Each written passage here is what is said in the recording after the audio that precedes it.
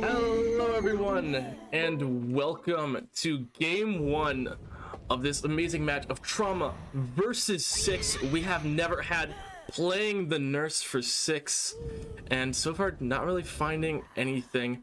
I am joined in the casting booth by Q, and I'll let him take it away as it looks like we might be getting to our first chase. Yeah, it's going to be interesting here. I mean, we do see about 30 seconds in finding some scratch marks. That is going to be the Claudette. 2 blinks already getting yourself your very first health state change. It does look like the Claudette is going to, if possible, try and retreat back more towards the corrupt side, but never had. Very, very confident coming out here on a mission, able to get a very early down here. And we do see one gen here sitting around 60%, and then we have another one here close sitting around the first piston pumping here. The only problem though is if the one solo survivor has to get off that gen, that thing is going to start regressing, as we do also see coming over here. But those things are gonna be regressing thanks to that ruin, and that's kind of gonna be big for our killer here, especially early while we've already had a hook. Yeah, and it looks like we do have another chase going on, kind of in this open area. Hardwell doing a really good job making something out of nothing here, and it should be a hit here pretty soon here. And there it is. Still a very nice amount of time wasted for Never Had. And in the meantime, we did have Raw getting off that hook. Wizzle manages to get away with the sprint burst. And it looks like Never Had just trying to just interrupt as many survivors as possible, and Wizzle not able to get the killer burn off. Does take that M1.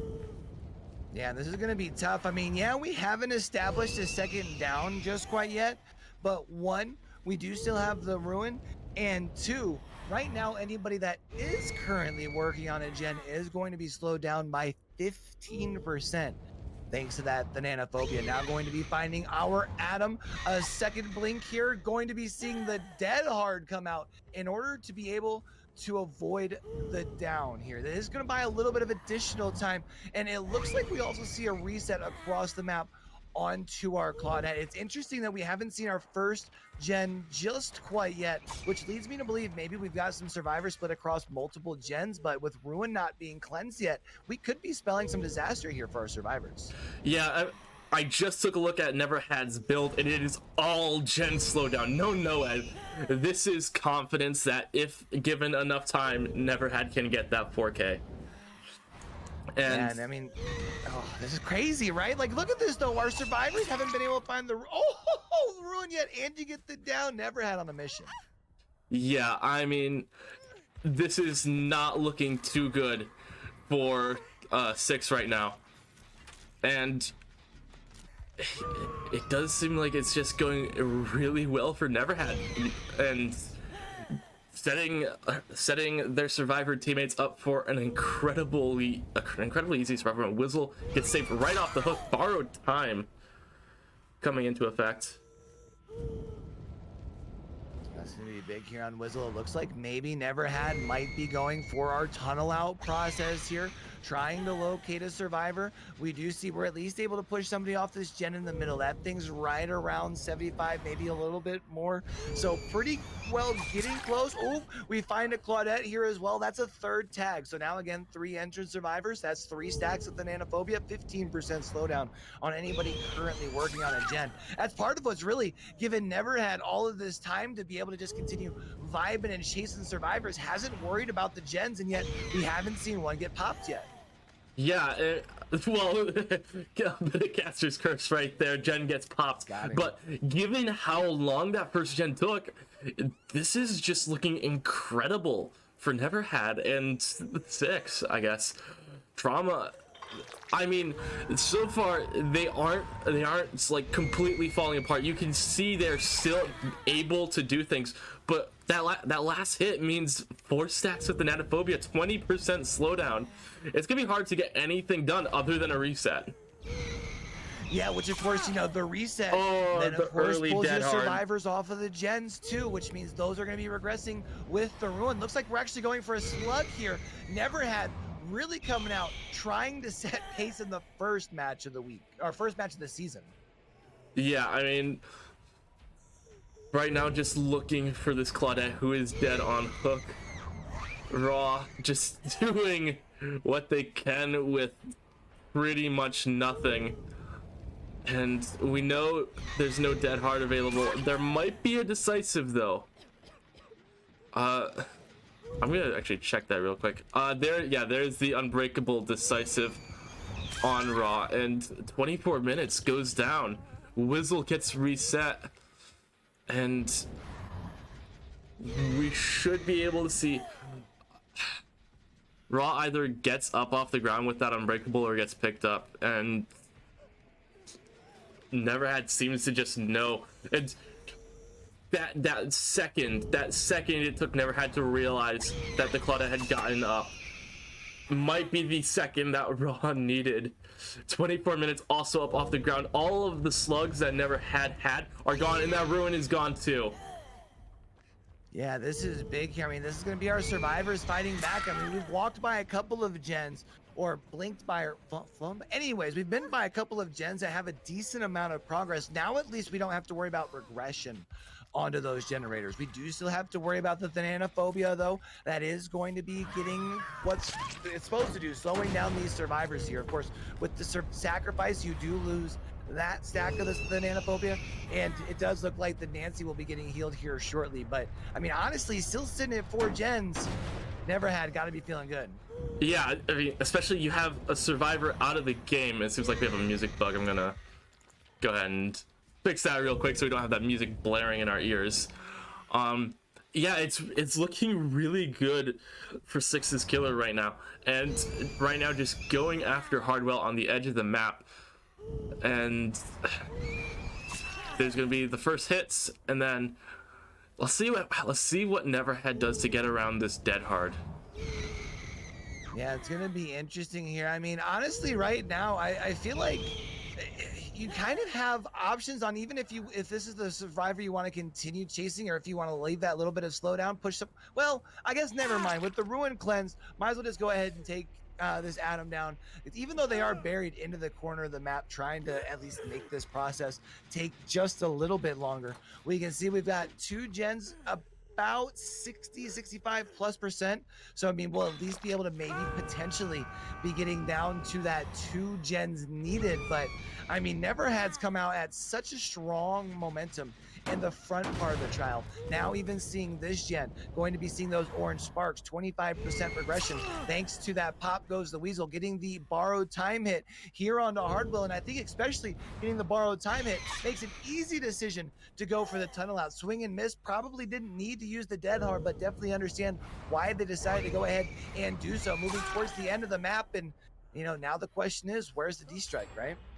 Well, the D-strike was on Raw. We saw that True. Just a little bit ago, and unfortunately wasn't able to be used. And I think Neverhad maybe knows this based on the way Raw was playing that, and the fact that Raw did have the unbreakable. Just a bit of that comp game sense, going a little bit above and beyond knowing the game, knowing how people play. And right now we just see Neverhad holding this blink. 2 generators done. If you're Trauma, it seems like they are at least trying to get these generators done.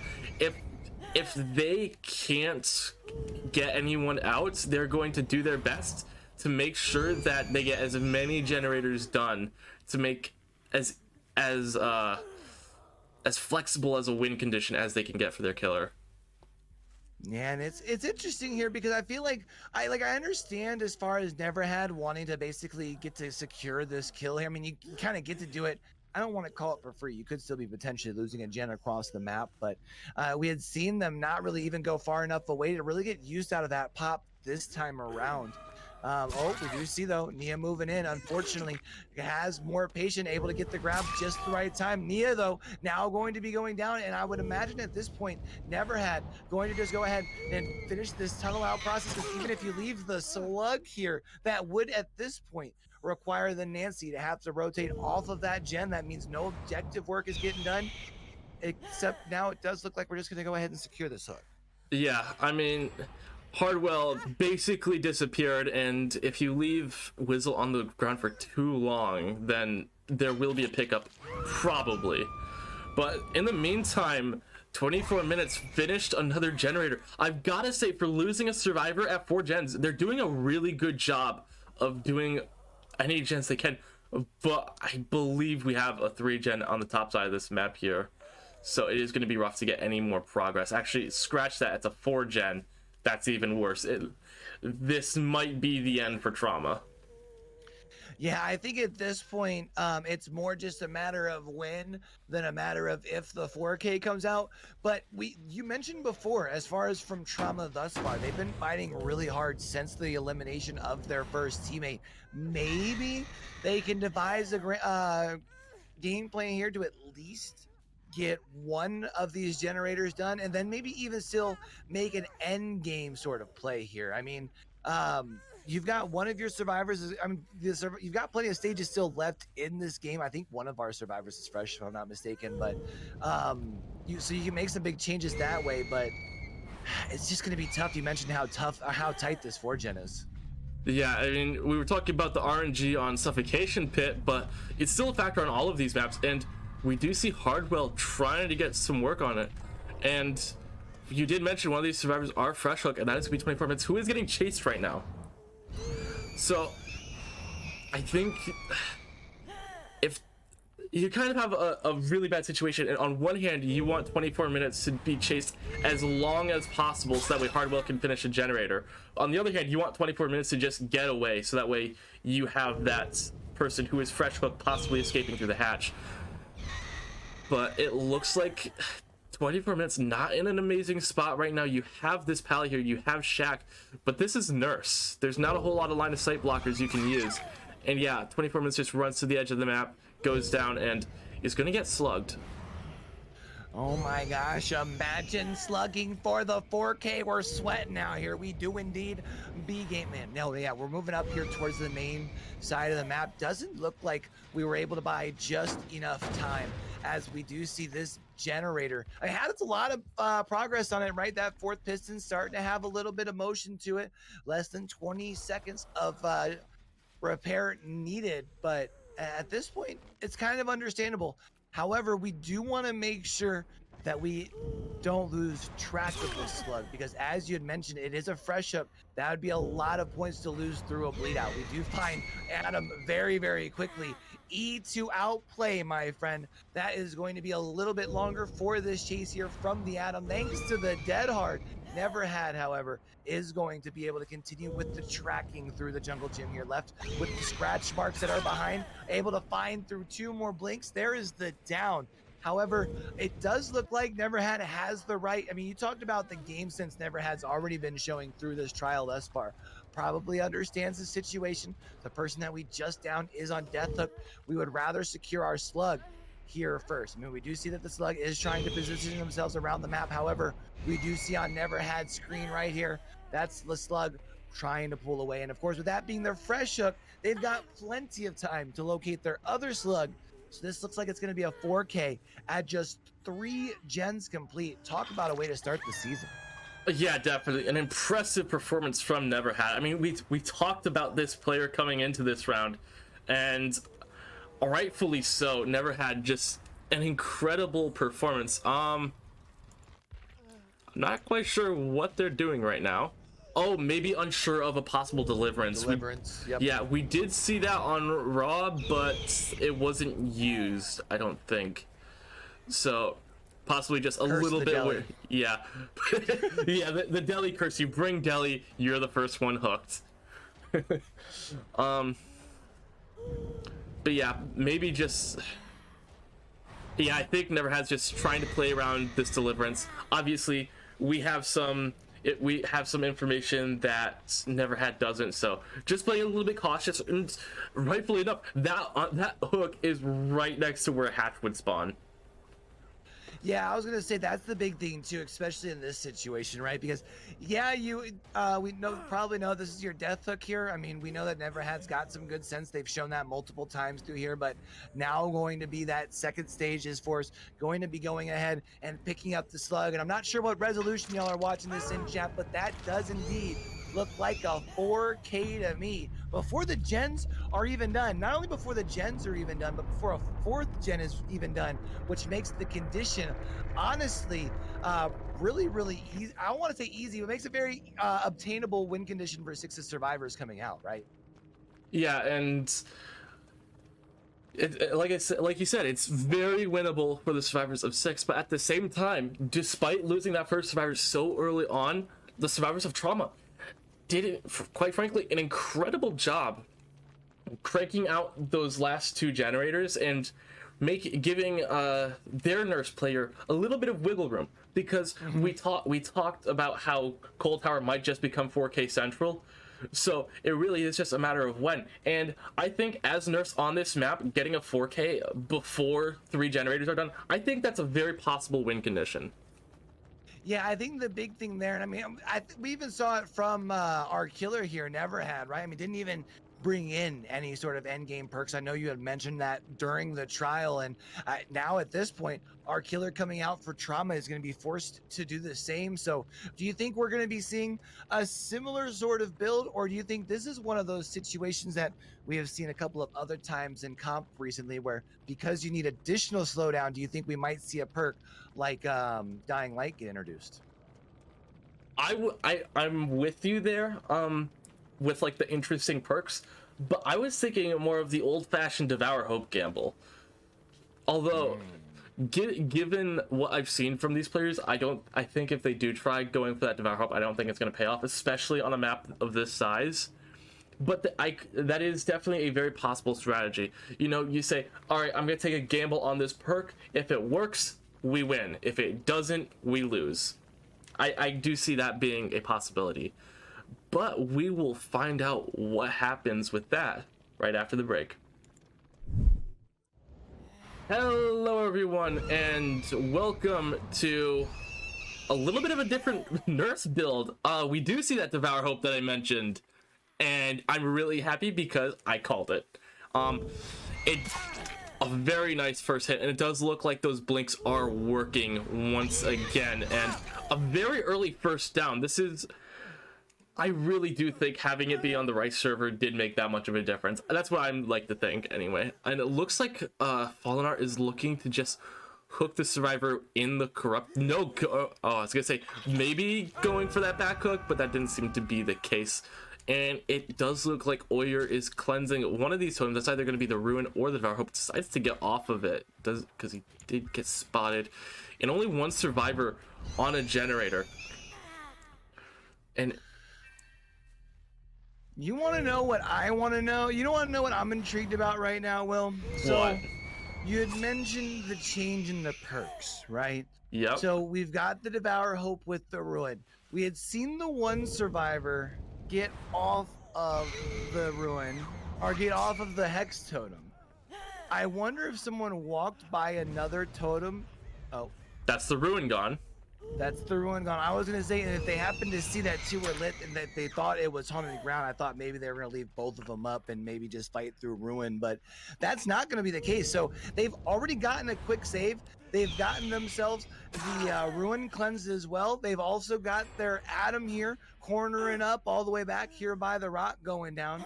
And he slaps him with the D, says drop it. That means this chase is going to go just a little bit longer. However, I think Fallen Art might have taken that a little personal. Only needs 1 blink to establish the down. Yeah, and I mean, that's what happens when you use Decisive Strike on a nurse. If it's a good nurse. Oh, Joy King did spot that second totem. So now they know there's another hex they have to worry about. Because I don't think they would have heard about a Pentimento yet. And it's going to depend. Do they go for that totem, or do they let it stand? That is the question. We do see Fallen Art gets that first Pentimento stat going. So I believe that is the repair debuff on Pentimento. Yeah, it's going to be a 30% slowdown here, thanks to that stack of Pentimento. Now also going to be seeing the save across the way. Not only the save, but we're also going to be seeing the Forda Peepo here, which is actually going to transfer that over here to Nia. Also going to be seeing the heal across the way on it to Nevermind. Also going to be seeing our Pentimento cleanse, which does mean that the And there's the Devourer. Yep, there it is. Caster's Curse. Just as I was about to say that the Devour Hope was still standing. That also being cleansed. That's a big feels bad, bruh, because that means you've got the Corrupt gone, your Ruin's gone, your Devour Hope's gone. All that you have left is this one stack of Pentimento that you can throw up, but your survivors already know the location of that. So we could be looking at Fallen Art being a perkless nurse here, needing to basically end the game right now and slug for a 4K. Yeah, and it is looking rather rough for Fallen Art. Like I talked about the Devour Hope gamble. Either it works and you win, or it doesn't and you lose. And it looks like it's going to be that latter one. But we do have another Pentimento, but Neverhad just knows exactly where it was. And a bit of an overblink from Fallen Art, but does manage to get the recovery second blink onto Neverhad. Yeah, and that's at least you can get the other health state change. Of course, unlike the last nurse who was running the Thanatophobia, was at least getting some slowdown with the extra tags. Not going to be the case here, which might even have our survivors encouraging gens over friends and over worrying about a reset, because right now all you need is 2 more generators here to take set point number 1, and you just cleanse that Pentimento. Yeah, and we can see that Joy King looking to prep that balanced landing and is going to be able to use it here. Does get hit anyway, but should just be able to W for distance. And I was checking through the survivor to see what generators they were doing. It does look like they had a couple just ready to go. Joy King does go down, and that's going to be the first kill of the game. But it might be too little too late. Pallet Sun? Not quite, but now that generator is done, and the best you can do here is a tie. But you have no perks to do so.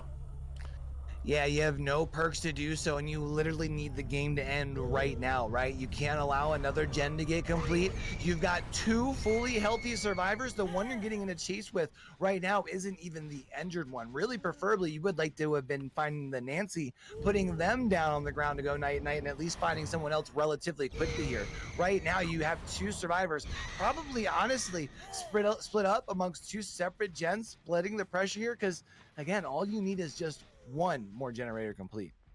Yeah, and it does look like Fallen Art, I think Fallen Art saw the blood, decided not to go for it, and instead got the tag onto Neverhad.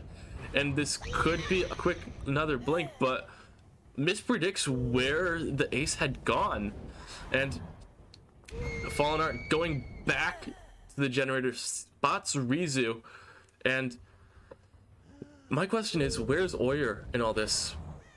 Because I'm willing to bet that Oyer is on a generator on the other side of the map, making sure that 6 wins this round. Rizu does go down, and Fallen Art is just kind of trying to make something out of nothing here. What do you think? Up here, yeah, I was going to say up here more towards that 1 position. It does look like it. We saw and heard the heartbeat here. There's Oyer. This is big, though, because that does mean if you can get a quick down here, the ace is already injured and is probably going to be rotating for the slug, and thus the slug happened to be getting up with a unbreakable, as we did see a rather quick pickup just now, but now going to be seeing 2 blinks, not able to find a connection with the Nia. A very quick reset, which does lead me to believe that it was from the survivor rotating over here. Nice, dead hard here. E to outplay, feels good there for our Nia. Able to prolong this chase just a little bit longer, trying to sit in the pallet space. We see the pre-throw of the pallet to at least cause a forced blink to be able to cause a little bit of extra distance here. And we see, though, our survivors already reset across the way. Yeah, and all the pressure that Fallen Art may have had from that injury and that slug is just completely gone. Oyer has done a great job of utilizing what little tools he had on this top side of the map to just make as much time for his team as possible. And now I'm willing to bet Rizu and Neverhad are just doubling up on that gen they were on by Shaq. And that's going to be done any minute now. While Oyer still doing an incredible job here. Yeah, Oyer, I mean, definitely served up the juice, did a lot with a little back here in this portion of the map, right? Like, not even really having any sort of pallets or anything like that. And we had the one that we had used, but that was it. And we saw taking a quick check on the generator that we had pushed the Nia off of. And I agree. Yeah, we're probably going to be seeing the two there at least kind of on a gen together. The ace, I guess, probably started rotating. Oh, get stunned a little bit, dropping plus 10 wood onto the face here. Now, oh, able to avoid the swing as well. That means we still have two fully healthy survivors. And that means that is going to force Fallen Art to have to come back and find his slug. And with that 4th gen, that does also mean that we've got a decision in this first set. Yeah, and I do have to say this was very well played from Fallen Art. Maybe a couple bad chases, which unfortunately, after Neverhad's performance, a couple of bad chases is all you really need to lose. And we hear Rizu jumping into a locker, and I believe Rizu did have inner healing, so should be up to full here in a moment. I could be wrong about that though. But the last generator gets done, and Fallen Art, I think he knows this too, but this game in this round is over. Yeah, and of course, since we had already brought in not only the corrupt, but we brought in the 3 hex perks, that does mean that we don't have to worry about anything in the end game, right? No Ed, no way out. So that means more than likely we've got a survivor across the way on that door over behind main, and I would anticipate around the time that we see this hook come in, we see it open up, but it looks like, oh yeah, we do have someone at least over there getting ready to open it up here. But with the decision being in play, like, why not go for some extra points here and put a little bit of extra pressure, right? Yeah, and it does look like Fallen Art is going to be going for Neverhad, who quite frankly carried this round. I mean, we saw that first killer round obviously, but also just an amazing chase with Fallen Art early on, able to get away.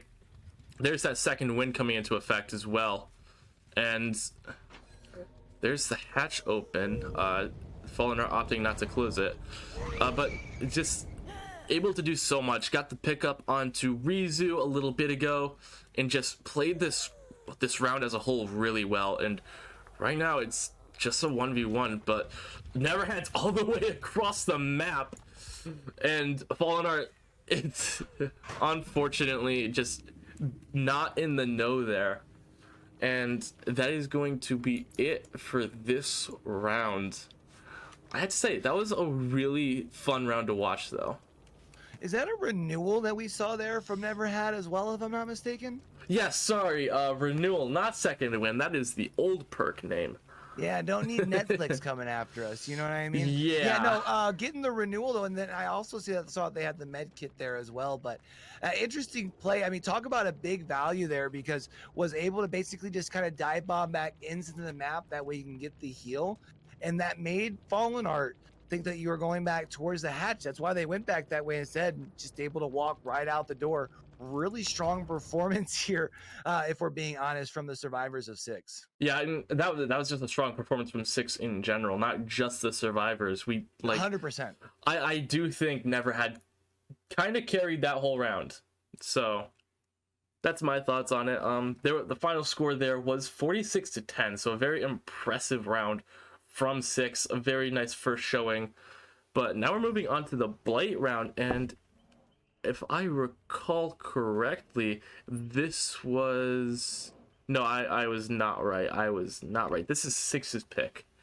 So, could be... yeah, and I anticipate, what do you think, Neverhad probably coming back out on killer, or what? I mentioned this earlier, how Nurse and Blight are similar killers, so I do expect to see Neverhad and Fallen Art again.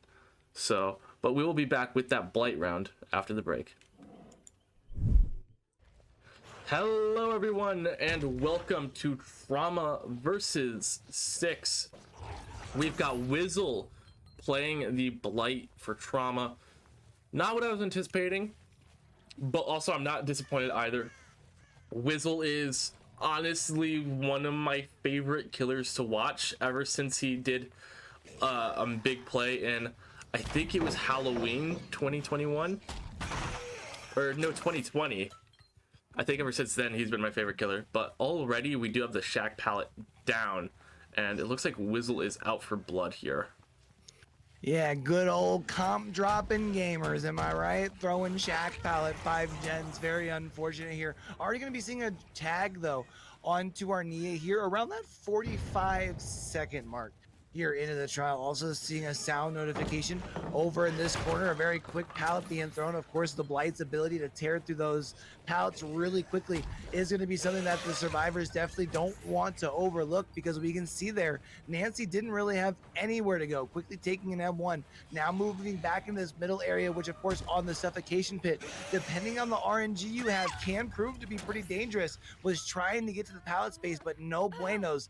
Down in the pallet space itself, Wizzle instantly goes for the pickup, not worried about anyone in for a potential save. And as we take a quick look around here with our survivors, doesn't look like we're too close as far as seeing a first gen pop. This is tough.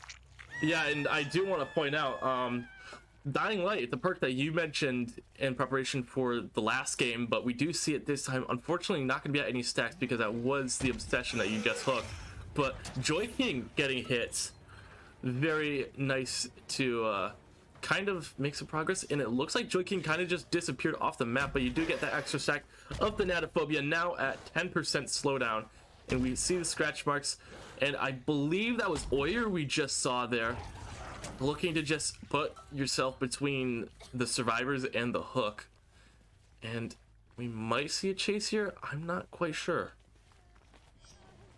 Yeah, it's interesting. I feel like with the fact that you get the down here relatively quickly, and you kind of, I don't want to say you get to camp for free, because obviously anytime that you're not chasing survivors, they could potentially be working on gens, and especially seeing as we don't have a ruin in this case. We did bring in that Dying Light, as you had pointed out. We do have survivors' ability to not have the regression right away. We do see at least the tag onto the Nia before getting the borrowed time hit onto the Nancy. So with the extra tag on the Nia, now 2 stacks of the Bananaphobia. Nice play by Wizzle to be able to establish the down. Keep in mind though, Wizzle is the survivor that was just on the shoulder, does not, or on the hook, does not happen to have a decisive strike though. So that is now going to be hook stage number 2. I will say I'm almost questioning the choice to tunnel Rizu. Like, I get it, he's injured and you want him closer to death, but if Rizu dies, you get no value out of your Dying Light, I'm pretty sure. I actually haven't seen it too much since it was reworked all those years ago. I'm pretty sure though, if the obsession dies, you don't get any more value out of it. That is correct, but I think it's one of those things where you take the trade-off of not getting any more additional slowdown for having a 3v1 at, I don't know, 4 gens. You really get a good trade-off there, be able to set the pace, especially because we can anticipate, I mean, we had kind of talked about where there's a good chance that we're going to be seeing Neverad out here on the killer side here.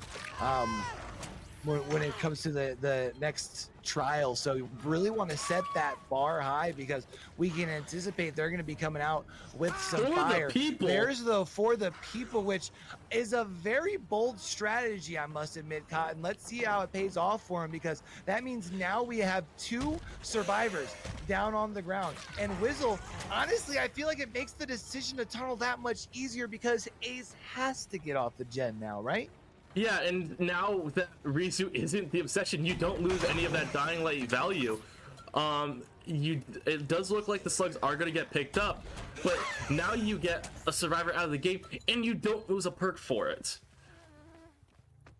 Oh, true. I didn't even think about that. Yeah, good point. Of course, the For the People is going to transfer that obsession over. Yeah, I didn't even think about that. That's going to be big. I'm going to be interested to see how that plays out for the remainder of this trial here, because also that means that this hook ends up adding a stack, right? Because it's a stack for every hook that's not the obsession. Is that right? That is correct. And each stack is a 3% slow to everything. So now having to deal with a permanent 3% action debuff, things are going to start getting a lot harder for the survivors of 6, more so than just losing a survivor. Wizzle, unfortunately, a little bit slow at predicting that nice little mind game. Joy King able to get away, and it looks like Wizzle's just trying to find another survivor. Yeah, I mean, I think at this point you'll take whoever you can really find. I mean, what you've already got, you basically did the pub meta, right? 3 concurrent hooks right off of the same survivor to make sure you can guarantee the 4K here. So at this point you'll take whoever you can find, but if you happen to find the fully healthy survivor, the ace that would give you an extra stack of the Thanatophobia. Instead, this is going to be Nia back here, back by Shaq, trying to work their way around this pallet space. We also see the reset coming in here across to the Atom, down by Wizzle. Honestly, Wizzle just on fire right now. Yeah, Wizzle's playing this so well. It does seem like Oyer does have the Unbreakable, should be able to get themselves up off the ground. And right now, I don't think... Does Wizzle make this? No, he's just going to get the pallet. And YoBoyCue is going to be... No! Okay, not going to chase. Just choosing not to chase YoBoyCue. Wizzle doesn't want to deal with any of it. Firecracker gets used, doesn't get anything. Wizzle breaks the pallet, and now this is going to be Neverhead kind of zoned into a dead zone. Yeah, Head on. Oh my head god. on here. Big brain plays here from Neverhead to at least be able to get a little bit of distance, because you had talked about it in a little bit of a dead zone, at least able to back it around, or maybe to make it back around to this middle where we had the TNL. Unfortunately, not going to make it through the window. Get behavior, Big Void. Now going to be actually making it back and doubling back for the unhook. Finding the tag onto the Atom, which now means 3 injured survivors across the board. Not only does it add the extra slowdown, but that also adds that extra snowball potential right now. Snowball that could potentially happen if you were not to get stunned. Nia at least able to maintain and stay up here vertical, which is going to help maybe potentially see a reset across the map. Yeah, and I'm actually... Let's see what these survivors are doing, and... It doesn't look like they're looking for anything. It seems like Neverhead's cleansing a totem, trying to get that inner healing online.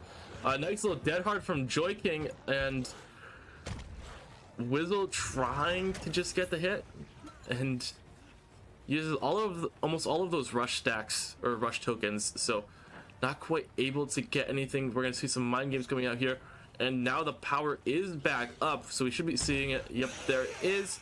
Do we see a flick? Doesn't attempt to go for it. It goes for the safe play of just bouncing off of the boxes, and YoBoyCue goes down now. And this is tough. I mean, I understand the decision here from Neverhead to want to prioritize getting the inner healing there from that totem. But the tough thing is if Wizzle does come back over here and try and locate the slug, I mean, yeah, the slug has the unbreakable, as we had talked about earlier. Looking like, though, we might leave the slug play going, and if that's the case, the slug will be able to retrieve the person on the hook. This is interesting. I think, because Oyer has been slugged multiple times throughout this trial, you can tell by the bleed out timer. I think the unbreakable might have already been used, and it does seem like we do have a chase going on. Do want to be watching that. And it seems like this is going to be the end of the game for 6. Yeah, this is going to be tough. I mean, it's going to be one of those situations. I mean, yeah, we talked about the potential of probably seeing Neverhead out on the Blight and having a very strong Blight game, but to be able to come out here and only allow 2 gens from what, if we're being honest, is a very strong roster on the survivor side. Wizzle really breathing some life into Team Trauma here. Yeah, I mean, you said it. Wizzle is just a breath of fresh air. Basically did the same thing that Neverhead did in that first game on the Nurse round, and just able to just show complete dominance. And right now, I think it's just going to come down to, do you find Oyer in time? Yeah, I mean, we do see that the bleed out timer down there starting to if you don't get Oyer, zero. that's actually going to be huge. Oyer hasn't been hooked. It's a big point swing there. Yeah, and it is, and Wizzle isn't looking in the right place yet. I think there's maybe like 10, maybe 20 seconds left on that bleed out timer. It's all gonna come down to where Wizzle looks, and he's getting hotter. Is he in the right spot? No, he couldn't find Oyer in time, and that is going to be a massive loss of points. Oh my god. So what does that point swing basically account to then when we talk about... Wizzle found the survivor just a moment too late. So basically, instead of getting 28 points, Wizzle only gets 21.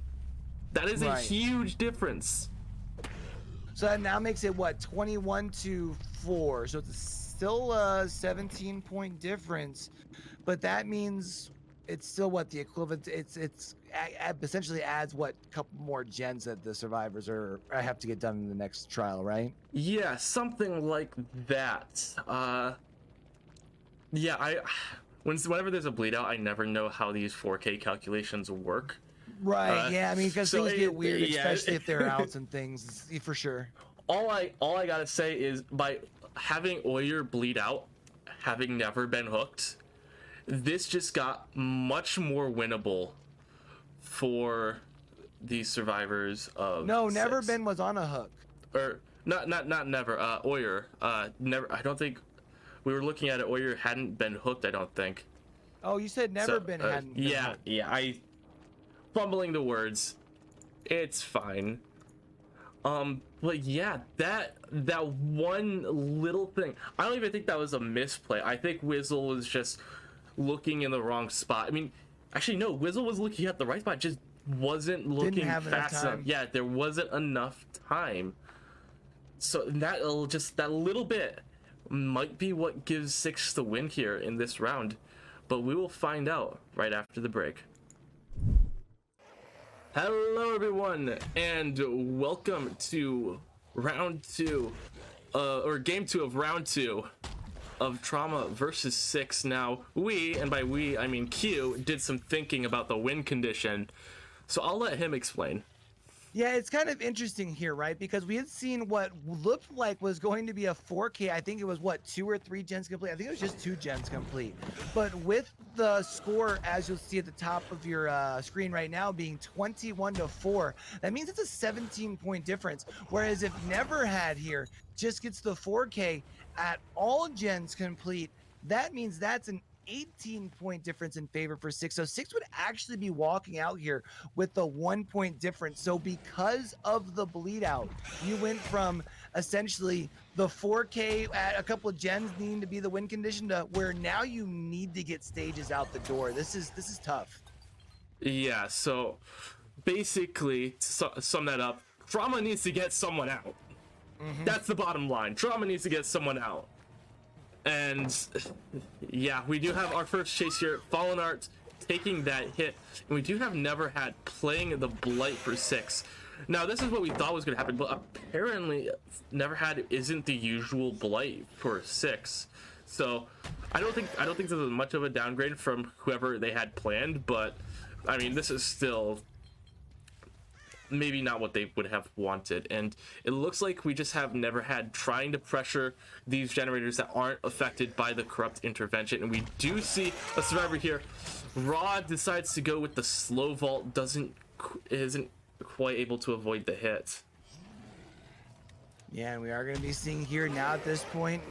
Oh, actually, with finding the Fang here, we're going to be pushing Fang off of this gen. I was going to say to allow the Ruin to start that thing from regressing here, not even able to make connection with the Fang here this time, so actually going to be able to continue to use this pallet, which goes back to back into a pallet into a long wall jungle gym. So I think this is definitely the smarter decision from Never Had to break chase here. We do currently have 10% slowdown onto these gens thanks from the Thananophobia, but you don't want people getting healed here. You would rather start getting some of these hook states, overshooting here, probably trying to get the pallet down, which is the case, allowing ourselves to get Fallen Art down onto the ground. We do see generator number 1 getting done, but we've also gotten our first hook. Yeah, I think with Blight getting a gen done before someone goes down, I think that's pretty good for a team. And it looks like we are going to have a reset in the Killer Shack. Hardwell working on a generator on the main building side of the map. So right now it looks like they're just trying to break up 3 gens right now, and it looks like it might be effective. I don't think this is the gen that Hardwell was on. Yeah, it doesn't sound like it. I think it's that gen that we're looking at right now. It seems like Never Had heading over there soon, but it might be a little too late. That gen has a lot of progress. Although Pop Goes to Weasel is in effect, they did break that Ruin at some point. I don't know when. There's the unhook, and it looks like Hardwell is going to take a hit here.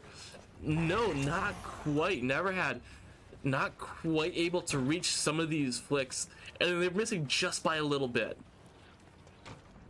And this is tough here. I mean, now you're going to be starting to feel the pressure here.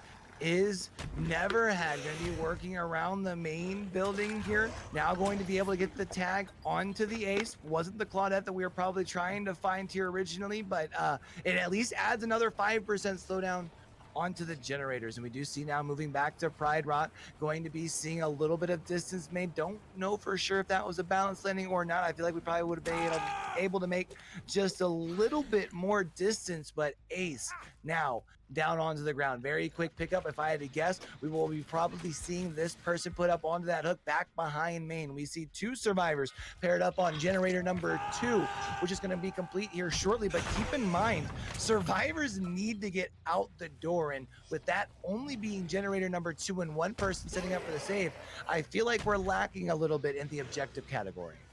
I mean, that's true, but it also isn't like Neverhead has crazy pressure either. These survivors have been really good about getting their resets done, and there's another generator getting completed. And like you said, there's a scratch mark. Someone is going for that save right now. I believe that was Raw going for the save.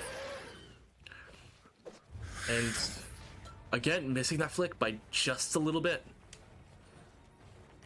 This is going to be tough here. Now going to be working the main building. Actually, no, does look like now going to be working back towards the mid, and makes sense. The mid generally gives you a lot at your disposal. Unfortunately, not going to be able to make it through the window before getting tapped on the rear there by the Kane. So that is now going to be another hook state. That's going to be hook state number 2, 3 altogether for the trial here.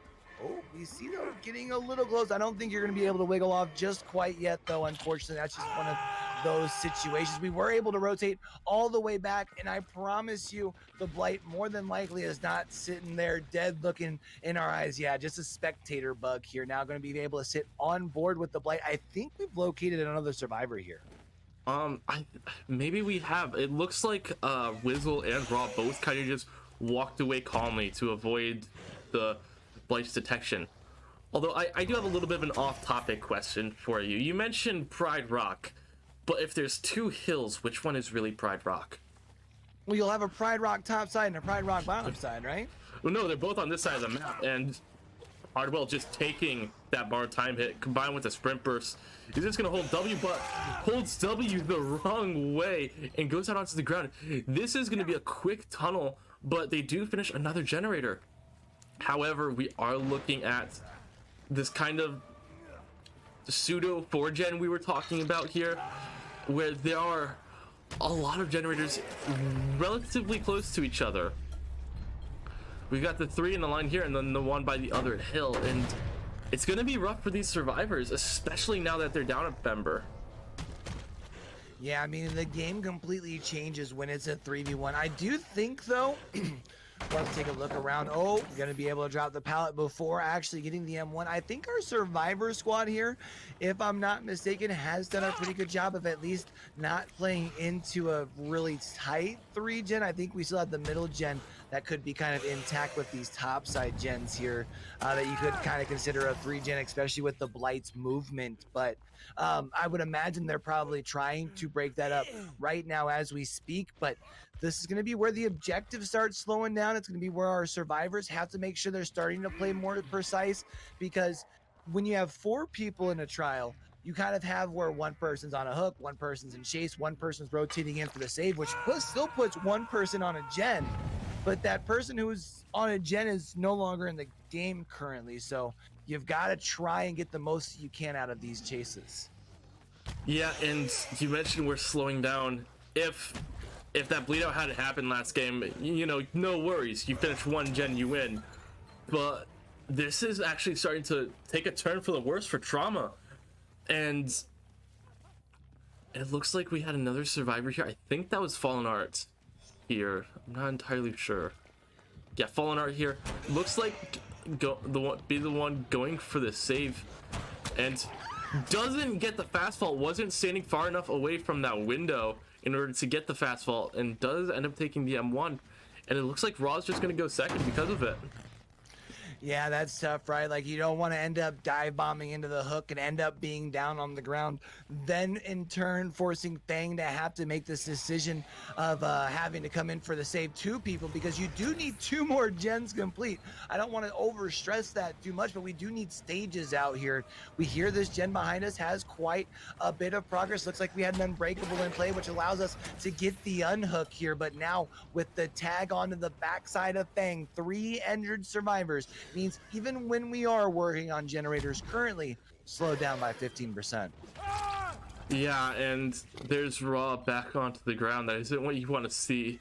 And like I said, things are just falling apart for the survivors of Trauma. Fallen Art should be going down here and preemptively uses the Dead Heart. Bamboozles never had a little bit, but it isn't enough. And this is just a really bad place to be for Trauma, and I think the game might be over. It's gonna depend on what Wizzle does. Wizzle manages to get Raw picked up off the ground. Fallen Art now only has 60 seconds in order to not die, I guess. I don't know where I was going with that. We do see Raw off in the distance. We see a couple sets of scratch marks, I think. Fallen Art does get pulled off the hook by Wizzle, and it looks like it should just be a retreat over to the shack to maybe try and get a reset, but Fallen Art goes down going through the window, and there's no decisive on Fallen Art, so it's gonna be another survivor out of the trial, and suddenly all hope of getting a win here is kind of slipping down the drain. Yeah, I mean, now at this point, what, you basically have to hope for a similar situation from last time, whether it be a bleed out or maybe getting yourself a end game sort of escape here, because like, I don't want to be the pessimist here, but I don't see 2 people getting 2 gens complete at this point here, and especially because we are taking chase here with our only fully healthy survivor. That does mean, even though we aren't able to make a connection there, it does mean once we are able to make a connection here at this pallet space, 2 injured survivors, 10% slowdown if our friend happens to be working on a gen across the way as we continue to work our way for the down right here.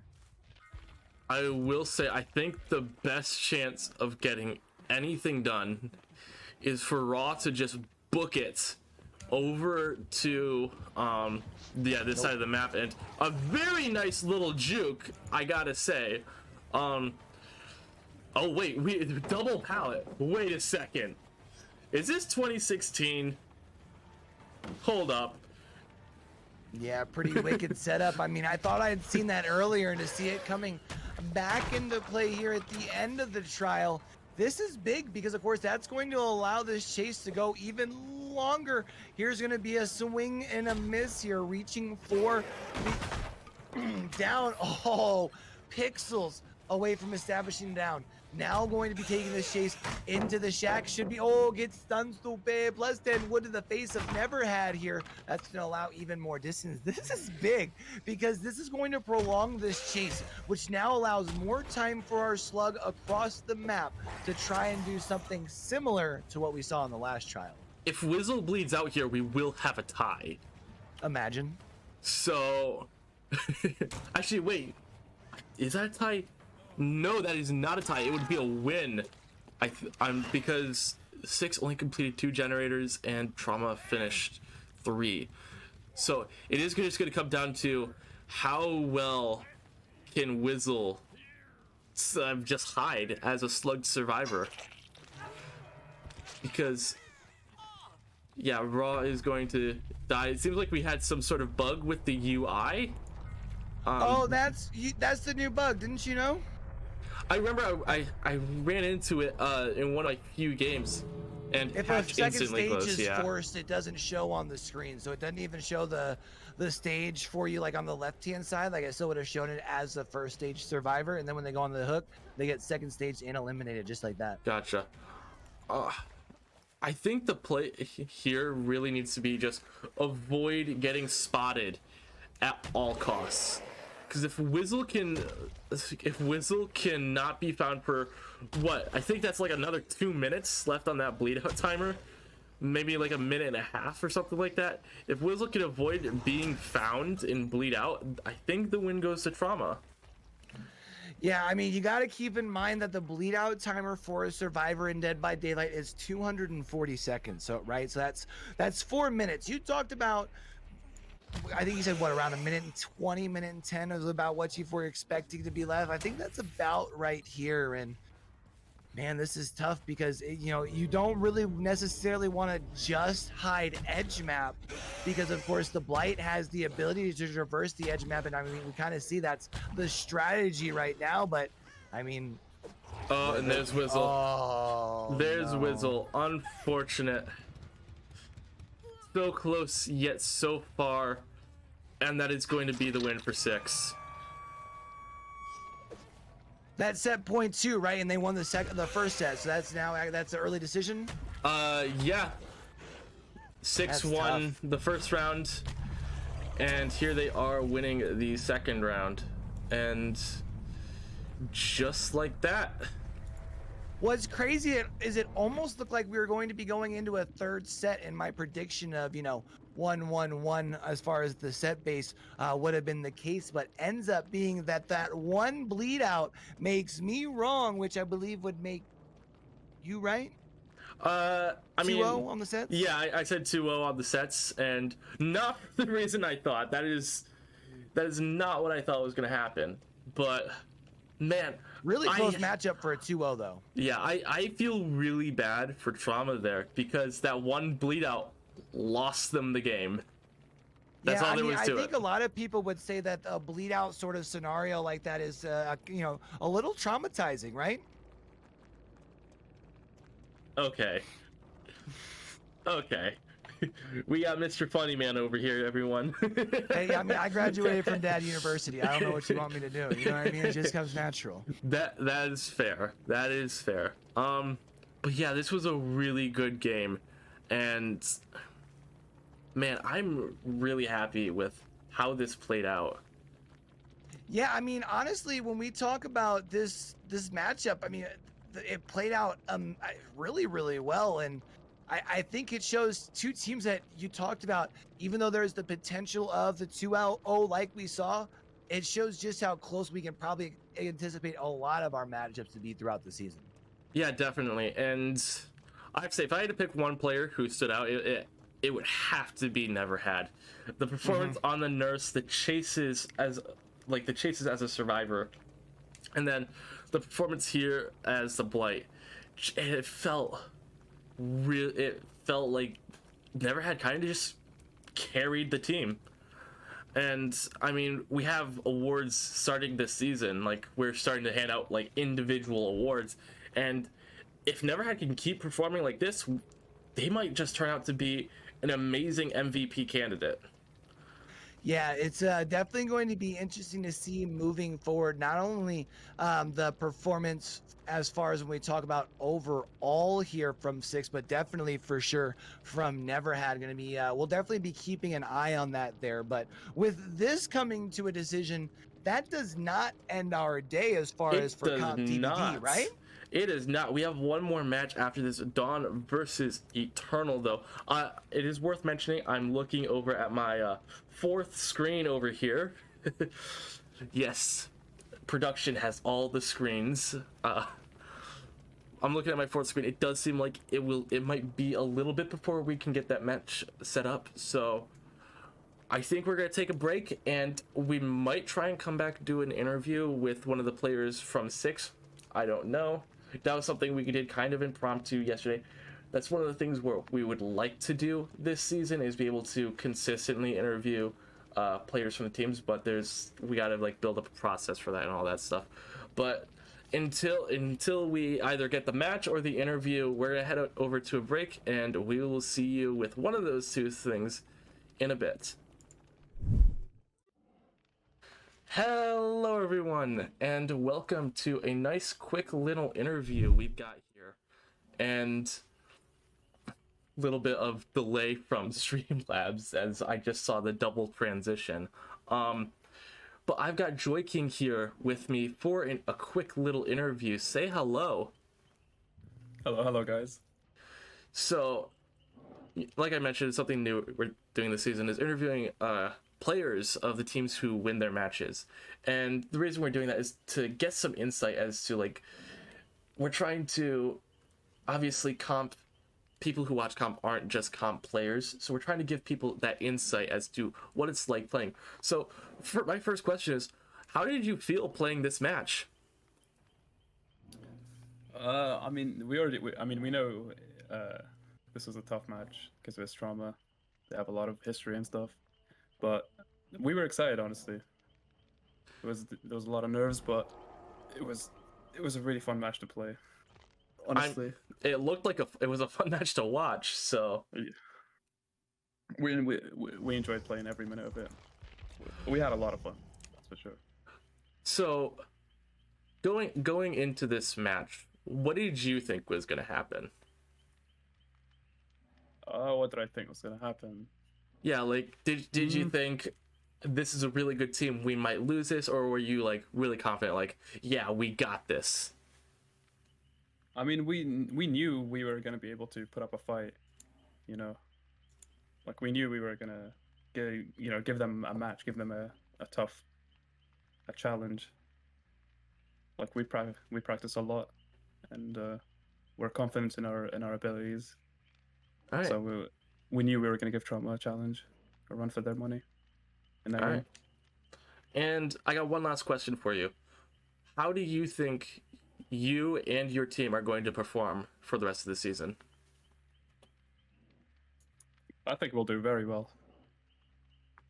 We've been practicing. I like that simple answer. Relationships. Simple answer. I mean, Occam's razor, the simplest answer is often the best. So thank you for your time, and we will be back with Dawn versus Eternal.